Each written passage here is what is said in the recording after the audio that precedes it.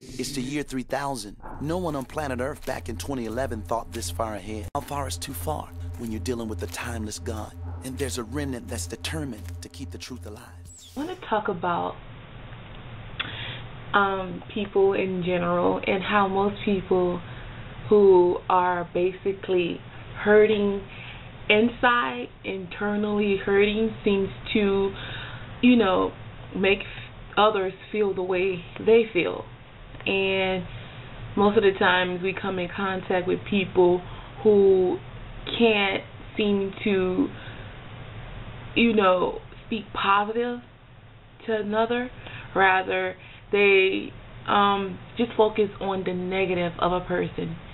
And so in the past, and even now, I have came in contact with individuals who have probably put me down in some sort of way, who focus more so on my flaws or what I'm not doing rather than what I have already accomplished or what I'm in the process of accomplishing. So I know I'm not the only one. I know that many of you can relate some kind of way to this, or have someone in your life who just always putting you down and focusing on the negativity and making it seem like you're never good enough, whatever you do. And so hurt people. And so I know many of you have heard this quote before, and I find it to be completely true, because most people who are most of the time internally hurting find ways to hurt other people. And so we begin to just respond not knowing that this person could be practically hurting in the inside.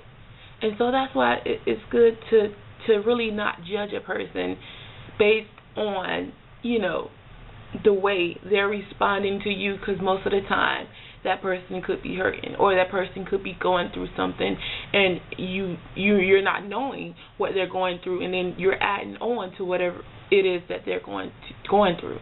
So it's like when you come in contact with a person who is being mean to you, and you automatically judge that person based on their outer appearance or whatever like that, and say that he or she is mean, when in reality that person probably just went through something that caused him or her to respond negatively to you or in the wrong way. And so that's why it's always good to first analyze a person and don't be quick to respond to people.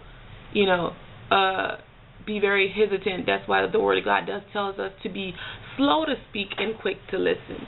And so I really heed to that verse, because I think it's an important or a profound, verse in the Bible that I like to apply to my life. Because even when I'm speaking to a person or whatever it may be, and that person is speaking out of anger or whatever like that, I always try to empathize with a person and put myself in that person's shoes, because what if it was me, and I don't know, some people say it's because, you're a psychology major, so I like to read people's minds, is what they say, when it's not even the case. Well, it has a little to do with it, because even being in the psychology field, I've learned to really empathize with a person because what I've been, my educational knowledge, So yeah, one can say my major, or because I'm a psychology major, that no, I don't try to read people's minds, but I do try to place myself in another situation, in another shoes, per se. So in most cases, or when you encounter someone who is kind of being mean, or who is reacting in a negative way, try not to just judge that person right away. Rather, place yourself in that person's shoes, or just see if everything's okay, you know, because that person probably is having a bad day. Like, it probably is just not that person's day. Most of the time, you'll find that it's a situation that happened in a person's life that caused them to be negative like that.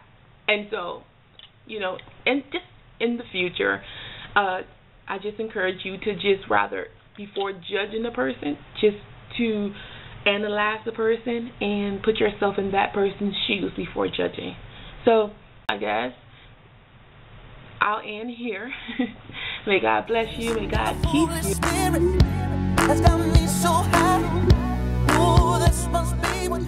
If I would have listened to them, I wouldn't be Helena, the Helena today. This earthly atmosphere can't contain